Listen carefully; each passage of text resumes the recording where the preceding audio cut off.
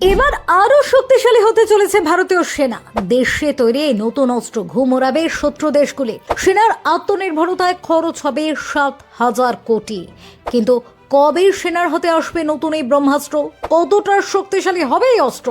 দেশের প্রধানমন্ত্রী নরেন্দ্র মোদীর আত্মনির্ভর ভারত স্লোগানে ভরসা রাখলেও প্রতিরক্ষা মন্ত্রক বিদেশি সংস্থার পরিবর্তে এবার চাহিদা মেটাতে কেনা হচ্ছে দেশে তৈরি হাউইটজার কামানের নতুন সংস্করণ, যার পোশাকি নাম অ্যাডভান্সড টাউড আর্টিলারি গান সিস্টেম। প্রতিরক্ষা মন্ত্রী রাজনাথ সিং এর নেতৃত্বাধীন প্রতিরক্ষা সামগ্রী ক্রয় বিষয়ক কমিটির গত সপ্তাহের বৈঠকে 7,000 কোটি টাকায় ভারতীয় সেনার জন্য 307টি ATAGS কেনার বিষয়ে চূড়ান্ত সিদ্ধান্ত হয়েছে। সঙ্গে কেনা হবে সেগুলি বহনের উপযোগী 327টি টাউড ভেহিকল। চলতি সপ্তাহে এই সংক্রান্ত চুক্তি সই হবে বলে নর্থ ব্লক সূত্রে খবর।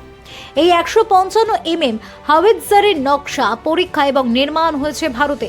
ভারতীয় প্রতিরক্ষা গবেষণা সংস্থা DRDO এবং পুনের আর্মামেন্ট রিসার্চ অ্যান্ড ডেভেলপমেন্ট এস্টাবলিশমেন্টের তৈরি হাউইটজার K9 বজ্র এবং ধনুষ ইতিমধ্যেই ভারতীয় সেনার ভাঁড়ারে স্থান পেয়েছে। এই কামানগুলি ব্যবহার করে সন্তুষ্ট সেনা। সেই অভিজ্ঞতার নিরিখেই এবার কেনা হচ্ছে ATAGS এর আধুনিকতম সংস্করণ।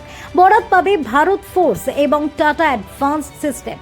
80-র দশকে সুইডেন এবং বোফোর্স 155 মিলিমিটার হাউইটজার হবিট কিনেছিল ভারত।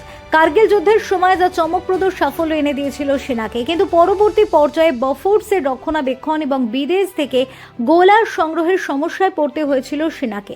প্রায় এক দশক আগে আমেরিকা থেকে টাইটানিয়াম নির্মিত M777 আল্ট্রালাইট হাউইটজার আনা হয়।